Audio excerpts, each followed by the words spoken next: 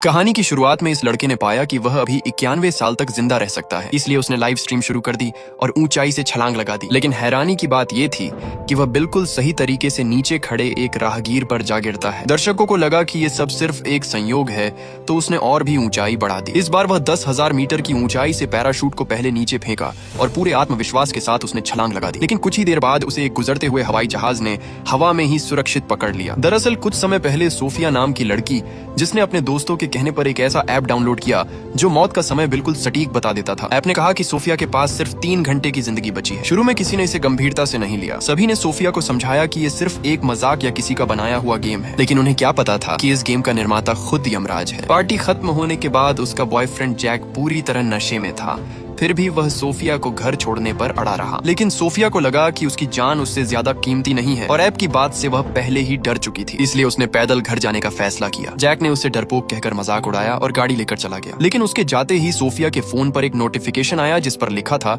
आपने user agreement का उल्लंघन किया है। सोफिया ने डरते हुए ऐप खोला तो देखा कि उसकी जिंदगी अब सिर्फ 7 मिनट बची है। सोफिया घबरा गई और तेजी से घर की ओर भागी। फोन की टिक टिक लगातार चल रही थी और समय अब आखिरी 2 मिनट पर आ चुका था। जब उसे समझ नहीं आया कि ऐप को कैसे बंद करे तो उसने फोन ही स्विच ऑफ कर दिया। इसके बाद वह बाथरूम में जाकर तैयार होने लगी, तभी पास के पर्दे से अजीब सी आवाज आने लगी और उसी समय फोन की घंटी बज उठी। जैसे ही वह फोन की तरफ बढ़ी, उतने में किसी अनजान ताकत ने उसे ऊपर खींच लिया और आखिरकार सोफिया की जान ले ली। उधर उसी वक्त उसका बॉयफ्रेंड जैक के साथ भी एक भयानक घटना घटने लगी। किस्मत से उसकी जान को कोई खतरा नहीं हुआ, लेकिन अजीब बात यह थी कि एक मोटी टहनी सीधे गाड़ी की फ्रंट सीट को चीरती हुई निकल गई। इसका मतलब साफ था कि यह ऐप सच में इंसान की मौत का समय बता सकता है। अगले दिन